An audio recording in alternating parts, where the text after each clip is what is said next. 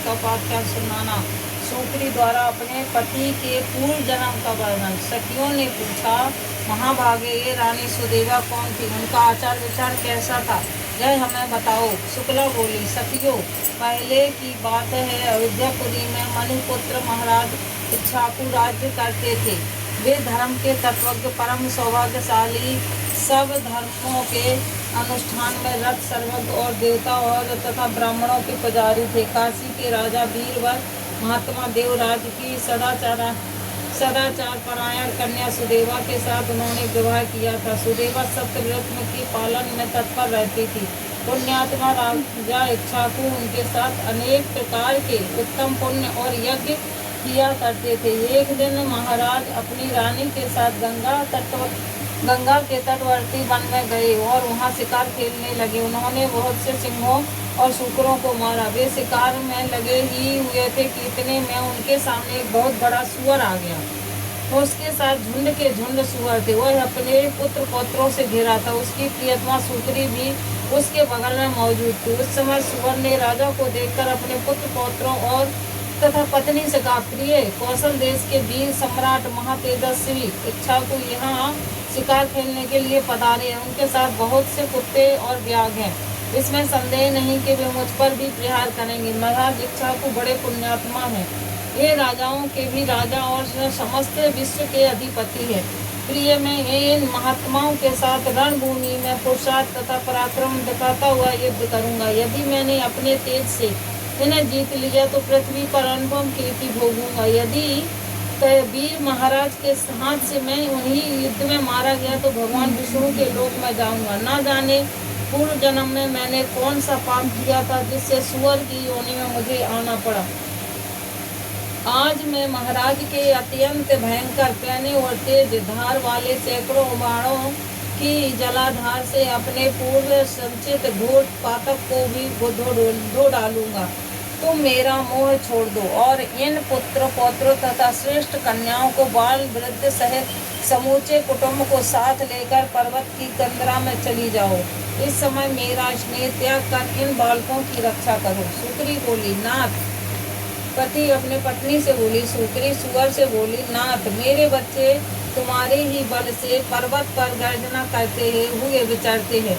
तुम्हारे तेज से ही निर्भय होकर यहाँ कोमल मूल फलों का आहार करते हैं। महाभाग बीहड़ वनों में, झाड़ियों में, पर्वतों और गुफाओं में तथा यहाँ भी जो भी है, वे सिंहों और मनुष्यों के तीव्र भय की परवाह नहीं करते हैं। यहाँ यही कारण है कि तुम्हारे तेज से सुरक्षित है। तुम्हारे त्याग देने पर मेरे सभी बच्चे दीन, असहाय और अचेत हो जाएंगे। तुमसे अलग रहने से मेरी भी शोभा नहीं है। उत्तम सोने के बने हुए दिव्य आभूषण, रत्नमय उपकरण तथा सुंदर वस्त्रों से विभूषित होकर और पिता, माता, भाई, सास, ससुर तथा अन्य संबंधियों आदर पाकर भी परिपतिहीना स्त्री शोभा नहीं पाती है। जैसे आचार के बिना मनुष्य, ज्ञान के बिना सन्यासी तथा गुप्त मंत्रणा के बिना राज्य की शोभा नहीं होती है, उसी प्रकार तुम्हारे बिना इस युद्ध की शोभा नहीं हो सकती है। प्रिय प्राणेश्वर, तुम्हारे बिना मैं अपने प्राण नहीं रख सकती। महामते, मैं सच कहती हूँ, तुम्हारे साथ यदि भी मुझे नरक में भी निवास करना पड़े तो मुझे वो सहस्य स्वीकार करूंगी। रूपते, तुम हम दोनों ही अपने पुत्र पौत्रों सहित इस उत्तम युग को लेकर किसी पर्वत की दुर्गम कंदरा में घुस जाएंगे। यही अच्छा है। तुम जीवन की आशा छोड़कर मरने के लिए जा रहे हो। बताओ, इसमें तुम्हें क्या लाभ दिखाई देता है। सूअर बोला, प्रिय, तुम वीरों के उत्तम धर्म को नहीं जानती है। सुनो, मैं इस समय तुम्हें यही बताता हूँ। यदि योद्धा शत्रु के प्रार्थना करने पर, ललकारने पर भी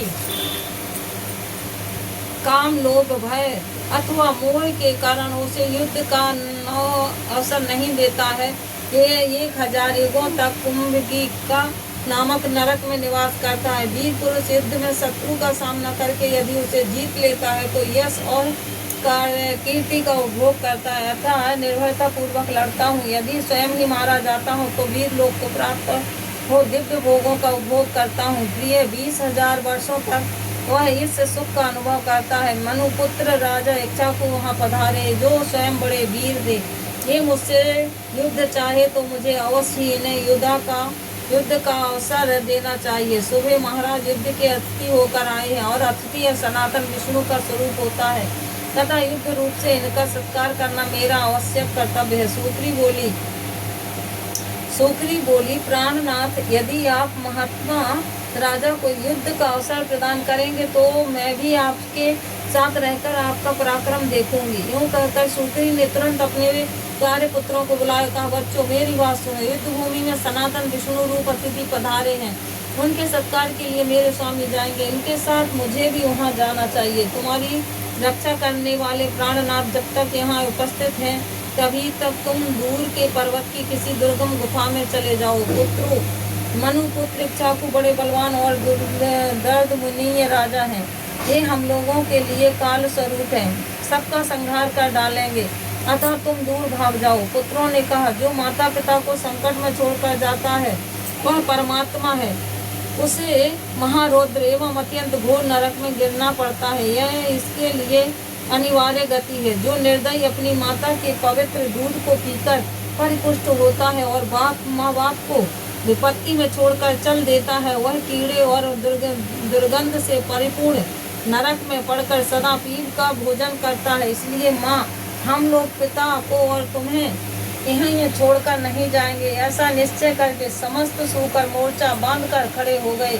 वे सभी बल और तेज से संपन्न थे। इधर अयोध्या के वीर महाराज मनु कुमार इक्ष्वाकु अपनी सुंदरी भार्या तथा चतुरंगी सेना के साथ अखेट के लिए चले।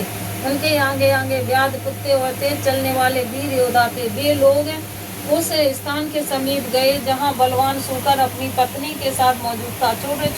छोटे बड़े बहुत से सुअर सब ओर से उसकी रक्षा कर रहे थे। गंगा मेरु